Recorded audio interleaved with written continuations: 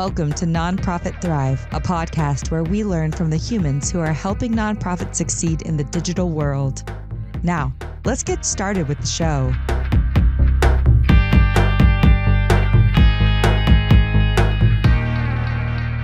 Welcome. I'm Ben Freda, host of the show, where we share the stories of people in the nonprofit space, the human beings behind the organizations, the foundations, the companies that help social change organizations improve the world. We've had about 10 episodes recorded now. We're still at the beginning of this podcast journey, but check out past episodes. Recently, we had Eric Brown, who is a communication strategist from Brownbridge Strategies. He said there is no such thing as the general public. And if you're aiming your communications to the general public, you're kind of screwed. We also had Elise Newman, who is an excellent executive director of Oregon Shores Conservation Coalition, talked about an awesome program they have to engage their volunteers, their supporters, where every one of their volunteers adopts a mile of Oregon coast. It was pretty fascinating. Listen to that one if you get a chance. Before I introduce today's guest, who is going to be equally awesome, I need to tell you, this podcast is brought to you by BFC Digital, which should not be a surprise to anybody. That is my company. We help nonprofits thrive on the web. If you work at a nonprofit or a foundation or another type of social change organization, I'm sure you know that unless you're doing a big old chunky project of tens of thousands of dollars, it's really difficult to get reputable, responsive, friendly, good, high quality web development help for your website. At BFC Digital, we help our clients succeed on the web by being your friendly neighborhood web team. We can help you fix your bugs, get new designs, evolve your web presence, integrate some new donation system, do some analytics, do some tracking, and we can do it without ever asking you to fill out a support ticket because we hate support tickets. Plans start under $1,000 to have us help you out. What a deal. Go to bfcdigital.com to learn more.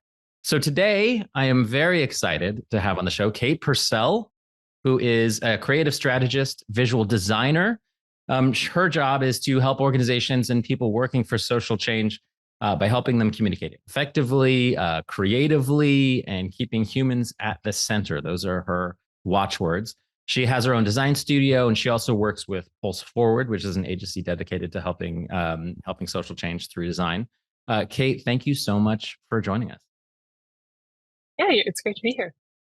So, I think I met you more than a decade ago, but why don't we roll it back a little bit further? I always like to start these episodes by just getting an understanding of why people entered the social change space. And you're a designer, so that probably has something to do with it too.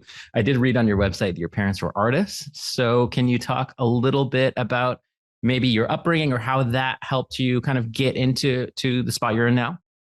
Yeah, sure. Well, it's funny because I was actually recently working on a project and I was like, when I was 15, did you ever have mixtapes? This was in the 90s, right?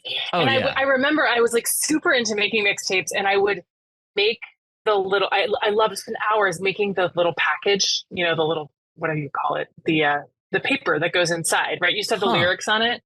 Yes. And I do it for my friends, and I cut magazines out and I paste. Anyway, wow. Recently I was working on a project and I was like, this is the same thing I was doing when I was 15. I have as much fun as I did then. I'm super excited about it. Anyway, so it goes way back. And, my father is an architect. My parents are both artists, but my father is an architect. And actually, he's retired now, but through the years of my career, it's been very similar. He'll talk about his work, I'll talk about my work. And it's funny just how parallel they are in terms of, being creative service provider for people that have goals, basically. Yeah. Sure. But so anyway, I studied digital art in college, and I was also at the time tinkering with websites because I thought it was fun.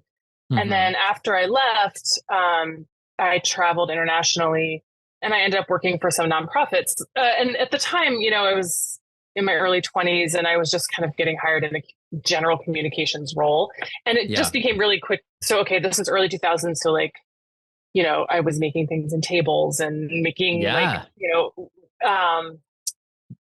my own live journal kind of stuff. Right. And then the organization, it just became really obvious that a lot of these organizations so it was a lot of environmental organizations. And I just realized they're horrible at like graphics basically. And so I just sort of picked it up. Right. And, Sure.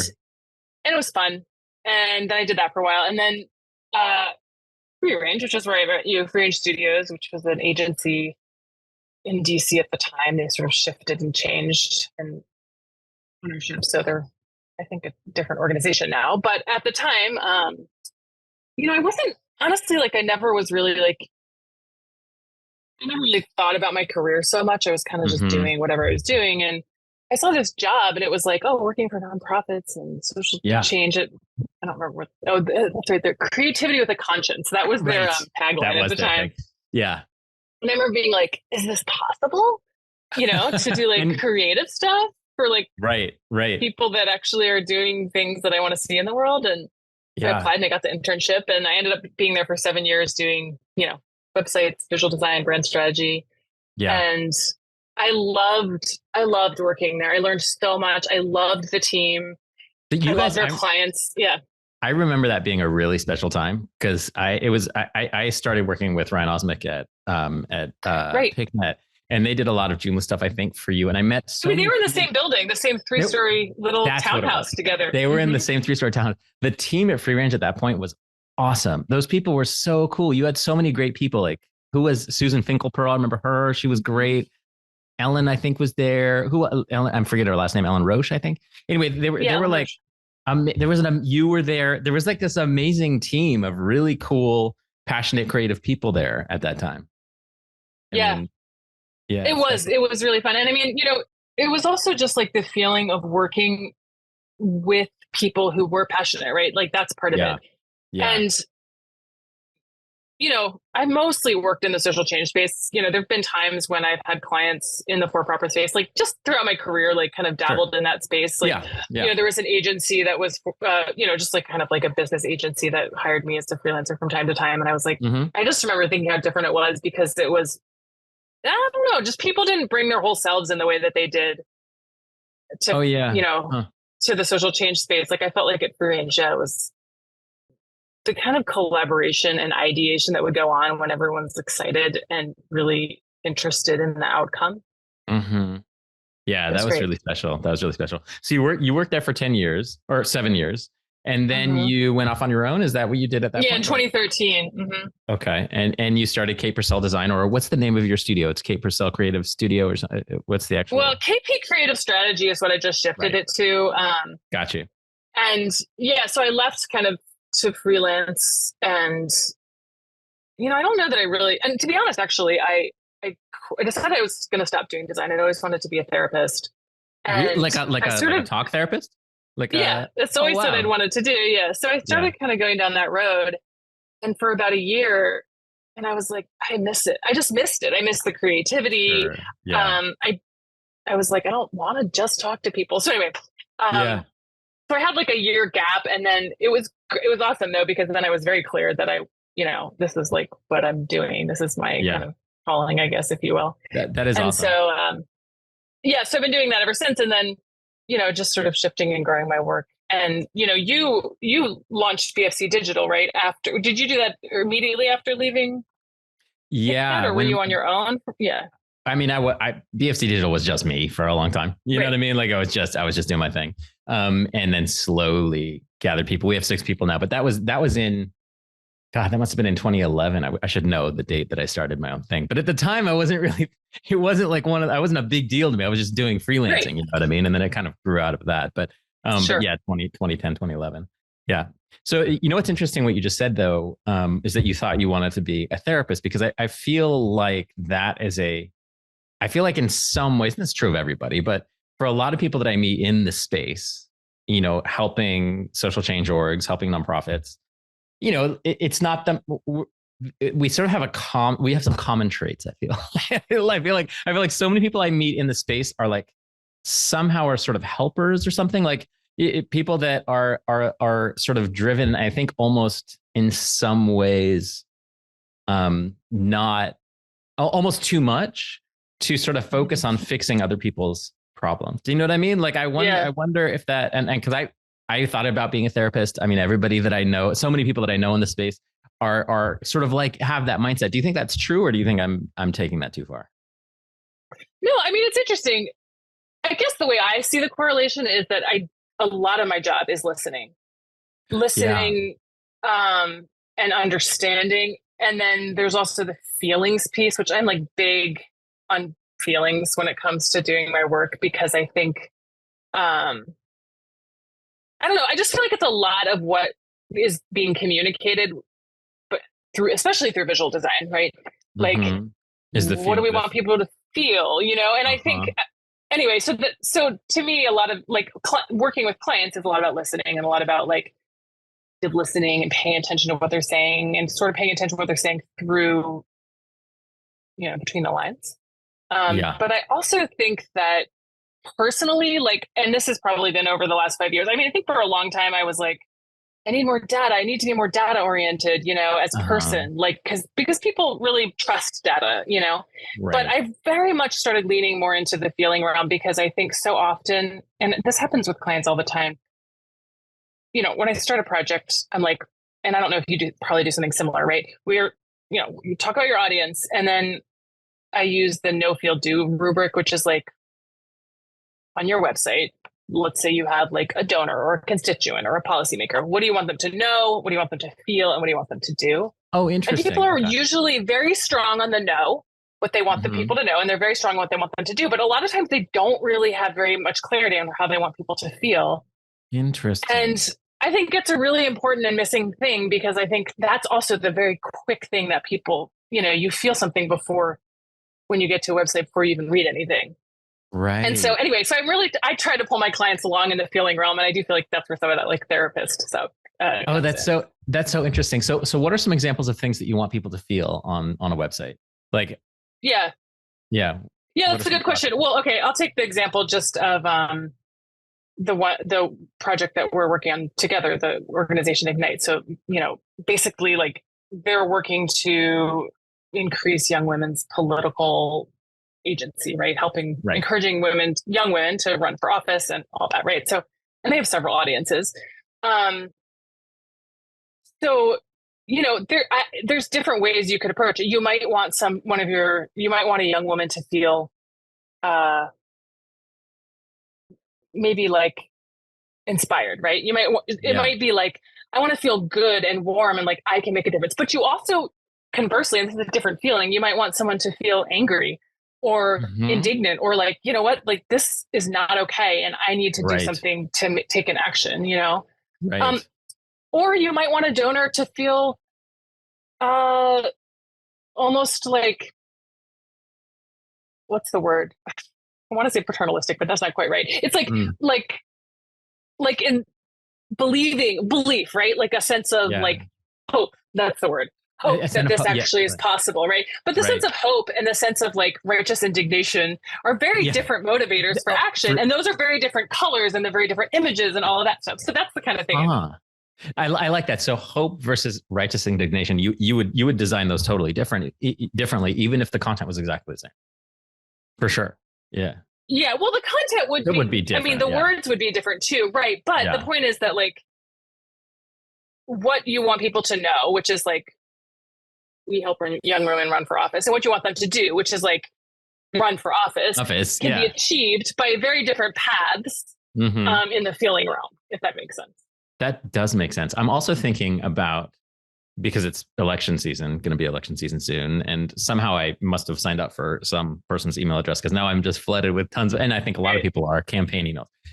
And I have noticed that, at least for the people that I support, there's a lot of like fear or terror, where the subject line will be, we are short for our deadline. We have a deadline in 5 hours and we're like short, and Donald Trump has raised 10 times. I just gave away my political lead. That Donald Trump has raised 10 times more than us, and we need to catch up and stuff. And so, and I always think to myself, I'm not sure if that is the most motivating emotion, that terror. You know what I mean? Although maybe it is. I don't know. I mean, are there times I think the thing is that from what I understand, from what I've read and heard from people talk, that it is actually very motivating. Motivating. Yeah. Dang. However, for me personally, like, it doesn't really align with my morals and how I want to see the world. So I'm not going to, it's a similar thing with like the Republican Party or like, Yeah. the oil and gas industry. Like, it's just like, Right. just because it's effective doesn't mean I'm going to do it. And so I think that like, I do believe that we can hold ourselves to higher standards, but unfortunately, yeah, I mean, we're animals, right? It's like, yeah, like that's a pretty basic fundamental part of who we are. Yeah, to be super anxious and to react in response to anxiety. Yeah, which is a dangerous. I have a friend who's a psychology therapist, as we talked about before, who did I'm going to screw this up, but he did some sort of thesis when he was in grad school on motivation and groups and stuff. And the way he did it was he had somebody go out and collect money for a March of Dimes or something like that. I can't remember the charity. It doesn't really matter. And they tested out 2 different scripts. And one of the scripts was they went to a neighborhood and they said, man, they knock on doors, someone answers, and they say, hey, we're having a lot of trouble collecting money. We have this deadline that we have to hit, blah, blah, blah. And no one else is giving. Your gift would make such a difference. It would make such a difference because you're the only one on the street who's willing to talk to us. That was script 1. And script 2 was go to knock on someone's door. They answer you, you say, man, this street is awesome. Everybody is giving money. It's just like a party out here. And man, would you mind joining the group? Thinking, but the subtext, of course, being your gift is not going to be as important because there's tons of people giving. So he said it was like, and this is just his study, is one study, right? I'm sure there's lots more of them. And I'm quoting one. I don't know the history of this, but he found was dramatic difference, and that people gave much more often when everyone else was. Yeah, that's awesome. Yeah, it's like kind of like I used to remember when I was in high school and I worked at a coffee shop and I would like stuff the tip jar, and I definitely noticed more people tipped when there was a lot of money in the tip jar. And you're like, but you need it less. You need it less because there's already money in the tip jar, but that's not how it works. People want to be part of a group. They want to be part of something that's already working. And if it's not working, their subtext or their psychological thing is that it's not good because no one is giving to it anyway. I'm just saying that because I do think the way that you make people feel, getting back to what you said, getting the way you make people feel when they look at this website or they look at this report or whatever is a huge part of what you're communicating.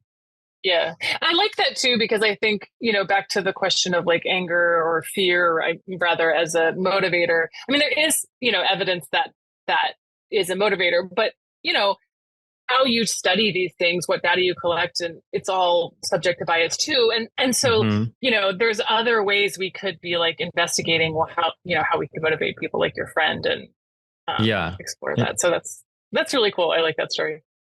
I'm sure I butchered it like 10 million times. And if anybody goes to find the study, I'm sure I did it wrong, but that was what I remember from what he told me 5 years ago about it. So let me ask you this. When you're starting a new engagement with a client, let's say you have a client like Ignite or somebody else, and you want to get at that. What do you want people to know? What do you want them to feel? What do you want them to do? How do you like start that conversation? Is that like the first meeting? You sit down with them, you're just at the beginning. Is that what you start with? Or do you start with more like who the audience is? Or do you start with more who the organization is? What's the usually like the process? Yeah. So definitely always starting with the audience. And I think most people in communications would say that, but it's always hard for us to do. So starting with, and I really, again, kind of going back to like the feeling thing, I really like the psychographics as opposed to the demographics, right? And really, because even this is like a really small thing, but it's like, who is your audience? Policymakers, like people looking for homes. When you pluralize it like that, right? Policymakers or people, you already are distancing yourself, and it's like a group of people. And so I really like to bring it back to like an individual and do some of those audience persona exercises where we say, okay, well, let's look at this person who's looking for a home. Just to use an example of a client of mine who does lending. So it's like, it's not just people, it's a person. What do they look like? What's their neighborhood? What, you know what I mean? And so grounding it in like that direct, like this is somebody that I know. Yeah. And so I can think about them when I'm developing my website. And then I would say the no feel do stuff, that really to me is when we're getting more into like, what's the content really, right? Okay. So always starting with audience and really trying to personalize it too. And in fact, when I do my own writing for my own business, I try to like I have a handful of people that I know that I'm writing to. Most of them are real people. And I'll put their name at the top of the document. And then I'll start writing. And sometimes I'll feel like, what am I saying? And then I'll go back up and look, okay, what do they want? Like, what is going to be interesting to them? Yeah. This is stuff as like a tech guy. This is stuff that like I have never thought about in a serious way. I mean, you know what I mean? Like that writing content for my own website, you know, or something. And when we do it internally, it's always, you know, our designer or somebody else doing it. So you put the person's actual name at the top and you address it to them, almost like a letter. Yeah, exactly like a letter. Yeah. But I think it's an important thing to do. Like even when you're doing, like, say you're working on a state map for, you know, a website. It's like if you keep bringing it back to like Candace, the you know, potential home buyer, it's like what language is going to resonate with her? What literally what words are you going to use in the navigation? You know, is it? Yeah. And just keep bringing it back to that because it's just too easy to like just be ourselves and forget that not everybody else is like it. Yeah, that's interesting. And when you said before, you said demographics and psychographics, just for the people that don't know what that is, including me. What's the difference between the two of those? Well, my understanding is like demographics is like how old are they? Where do they live? What's their race? What's their gender? Whereas psychographics are more about their psychology, like what motivates them, what are their values, you know, who are they basically? Right. Inside. That makes sense. So you're doing all this before you even do like a design mockup or anything, right? Like you're doing the exercises for personas, you're doing the exercises for no feel do. And then you get into wireframes after that, or do you go straight to mockups usually? Yeah, you know, traditionally we always did site maps, right? Figuring out what all the content's going to be. And then, you know, early in my career, I was always doing wireframes with like dummy text in it, which I almost never do anymore because it's like, it's hard to separate the form from the function. I think there's actually a nice interplay. You know, I'm not like of the camp of like, you have to have all your content know exactly what it is before you start doing any layout or design, because I think sometimes, and this happens frequently, if not all the time, you know, people think, okay, these are the things you want to say, and we all agree. And then you put it in design and it's like, you look at it and you're like, oh, okay. Yeah. No, that's not quite right. Like that's too much or whatever. So I think there's like a nice interplay between the layout, the design, and the content. So sometimes we do wireframes, sometimes we don't. I think ultimately depends on the complexity. If there's a lot of complexity, a lot of stakeholders, a lot of people involved, I think wireframes are a good idea because lower stakes for making changes at that point. But if it's a smaller team and they're pretty clear on where they're going and they've done a lot of, like maybe they have a communications plan, you know, they have a team. Sometimes move right into design. Yeah, that makes sense. And I get what you're saying with the real content. We've had, you know, we do have the final version of the mockups usually done with real content in it, because I'm sure you've had this issue where if you're using Latin or you're using dummy content, things like how many lines are the headlines going to be? Oh, yes. Right. And then you design it so they're one line, you know, because that looks good. And then when you put the actual content in, it's 4 lines and it bumps down the photo. It's just, it's a disaster. So try and get some real content. That makes sense. So the other thing I wanted to, and this is a bit of a different topic, but I know we've been talking about websites so far, but I know for some reason, I know you as the annual report person or the impact report person. I'm not sure why I know you as that. Maybe because you posted somewhere and that sort of became in my brain. Is that true? Do you do a lot of annual impact reports? I do. At this point, I do a lot of them. Yeah. Both digital and print. Okay, cool. So we've never actually talked about that on the podcast before. And I want to sort of start from the beginning. Like what does and I think this is true, does every nonprofit need to do an annual report every year? Is that kind of like a legal requirement? No, it's definitely not. I mean, there are organizations who have charters that they're required to do something. But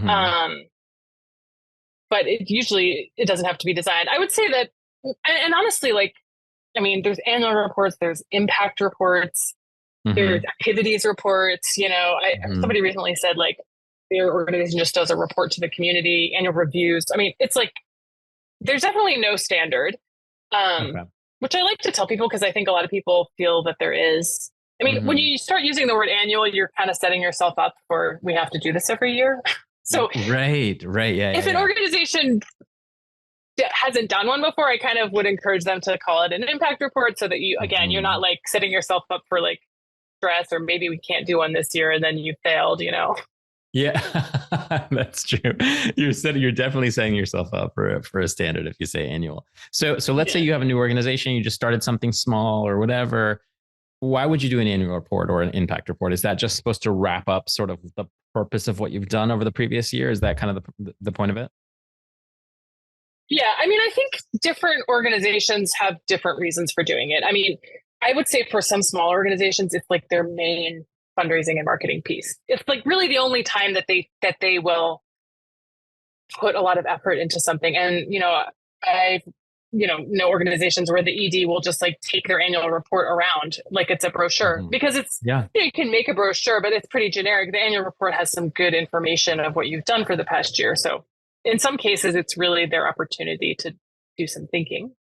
But then for some organizations that have a lot to share, it's just it's an opportunity. I mean, it is really ultimately a fundraising piece usually to share the wins and some of the data and all of that from the previous year. And the impact, I guess, which is why they're called impact reports. Yeah, totally. Right. Yeah.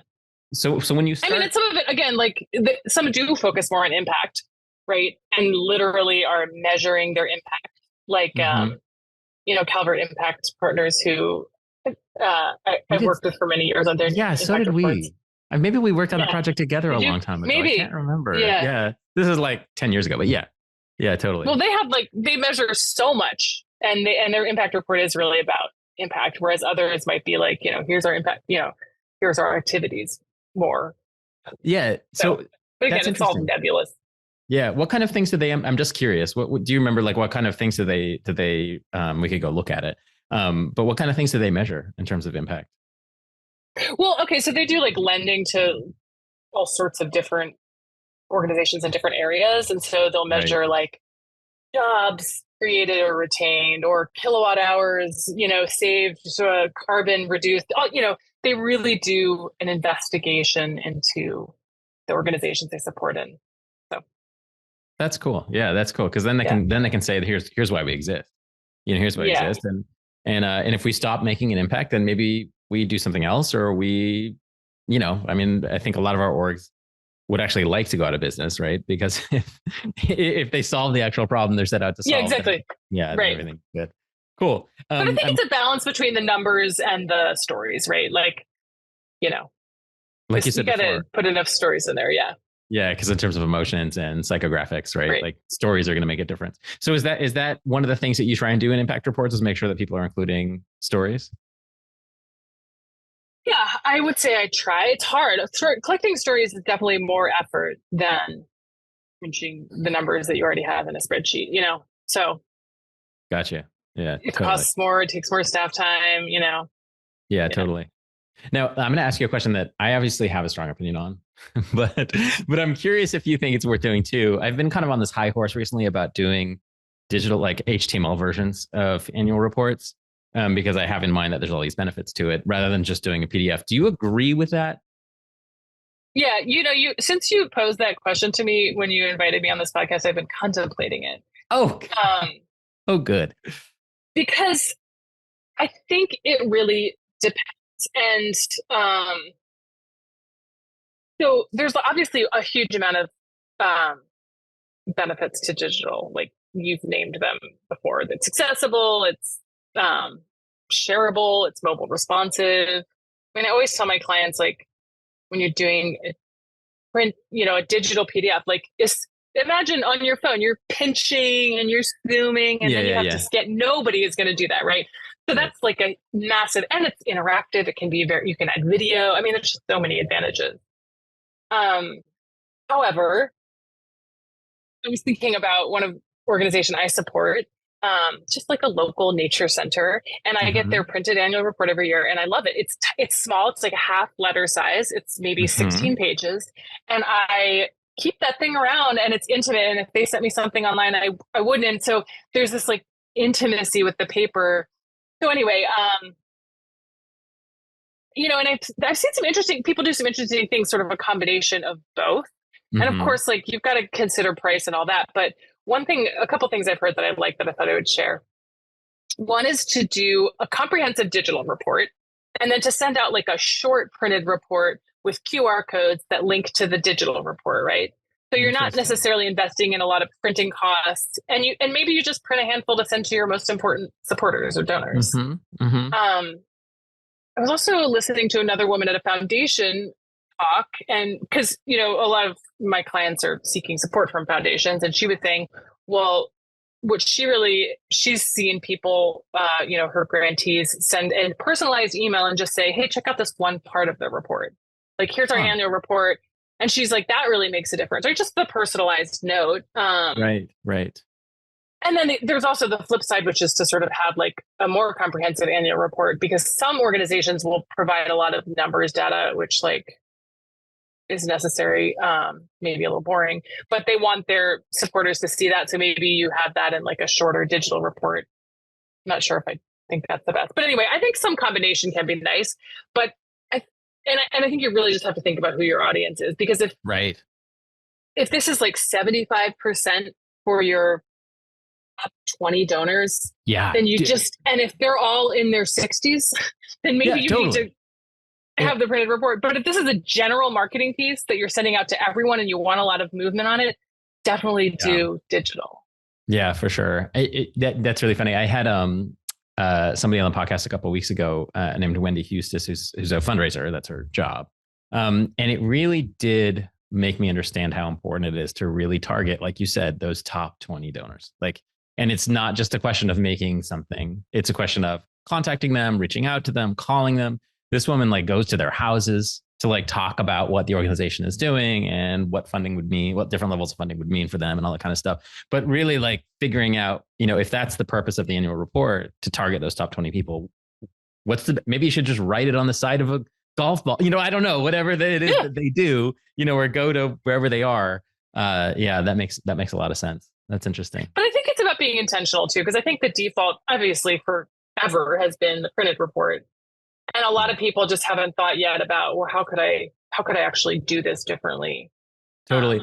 And I guess, and the printed report, I fully agree with that. There is something really cool about getting something physical mailed to you. It's kind of special, now. It's not really junk mail. We don't really get regular mail. I think for the digital version, if your choice is do a PDF or do an HTML, to me, it's an obvious. Right. Yeah. I don't think people realize you can't read an 8.5 by 11 PDF on your phone.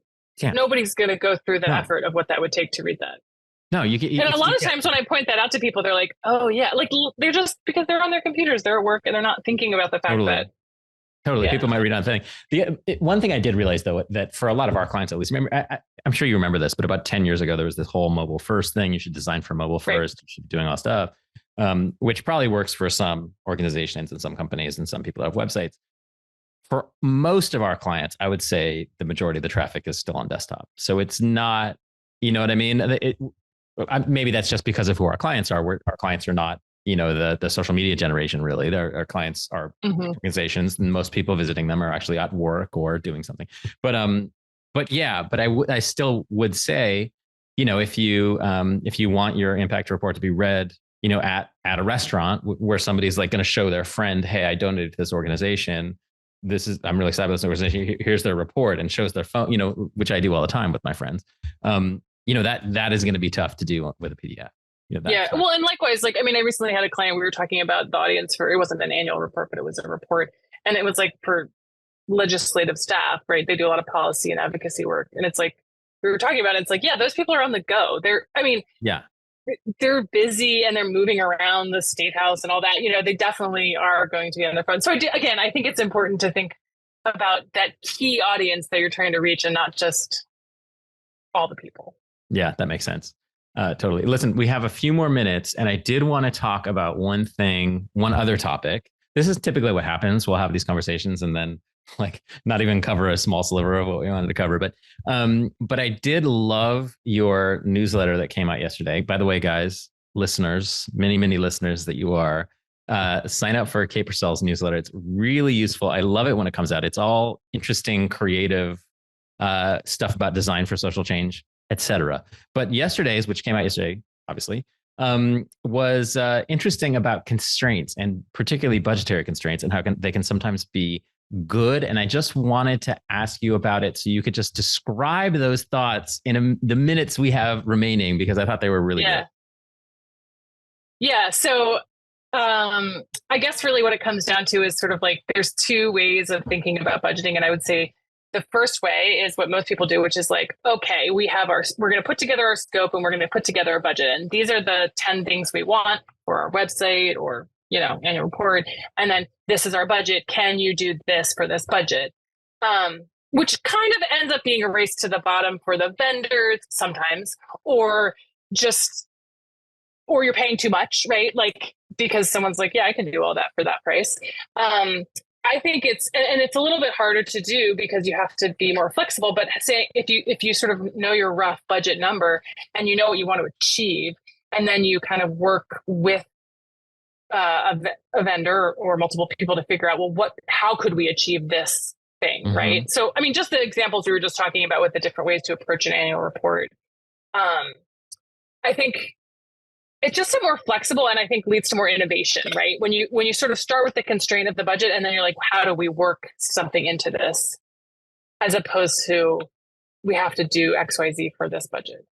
And the needs you're talking about, some examples of those needs would be, we need to appeal to our highest donors, like we talked about before, right? Like our top level donors, or we need to, we're not getting the traction we want at, I don't know, physical events, and what can we put together to do? So like, rather than saying, hey, we need an event registration website or something.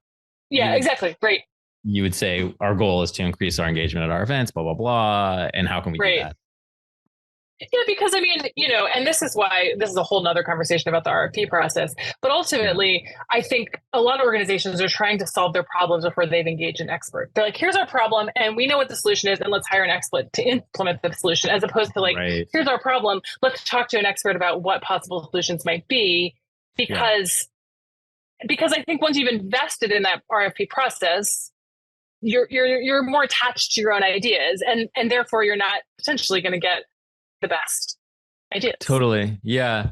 I think, and tell me if you agree with this. My view on the RFP process is that it's like deeply flawed, a lot of effort for everybody involved, organization and vendors, but it might be usually the best of a bunch of bad options. Is that the way to think about it? I don't know that I agree with that. I had a client once who I thought did a really nice process, which was a sort of a request for information. And she was very clear that she didn't want these agencies to have to go through this whole proposal process, and which, by the way, like costs money. And that money is sort of, you pay more for having to have a business development team on, So she basically, she put out this request for information and had conversations with a number of agencies, and then was able to get a clear idea of what people were offering, and then go into deeper conversations with a couple people. And I thought that was a really nice process, because it sort of wasted everybody's time less, and then got down to the meaty conversations sooner. And then you could, the scope of work that we eventually developed was just more tailored to what they actually needed. And I think that's the critical part that you're talking about is, rather than define the scope of work before you've even talked to anybody, if you're at the organization, you could actually use help defining that scope of work. What are the things that we need to actually accomplish the goal, rather than, hey, we need a website that has this and this and this and this, and we need, you might be able to engage experts who can help you before you get to that point even. Yeah.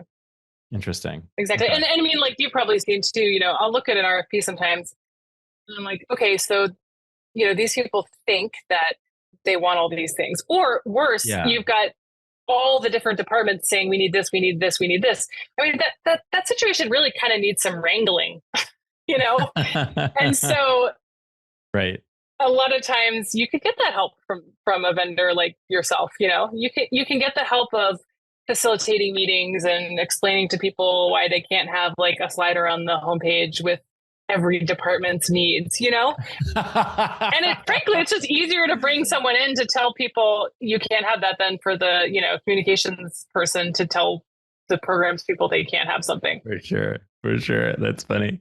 Yeah, it's true. A lot of times we'll see things that are, because we see RFPs too. A lot of times we'll see a list of requirements, boom, boom, boom, boom, boom, all very standard. And then there will be one thing that's just sort of tacked on where you know that the people don't realize that that is the hardest thing in the entire project. Yeah, right.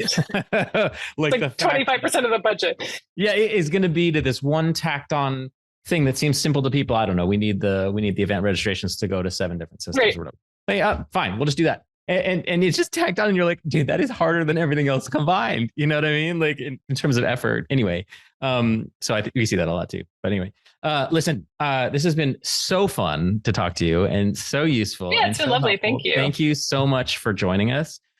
Last question is, if people want to learn more about you or your work, where do they go to find out? So kpcreativestrategy.com, or look me up on LinkedIn, Kate Purcell. Yeah. There you go. Thank you so much, Kate. Thank you, Ben. It's been really lovely. Thanks for listening to the Nonprofit Thrive podcast. We'll see you next time, and be sure to click subscribe to get future episodes.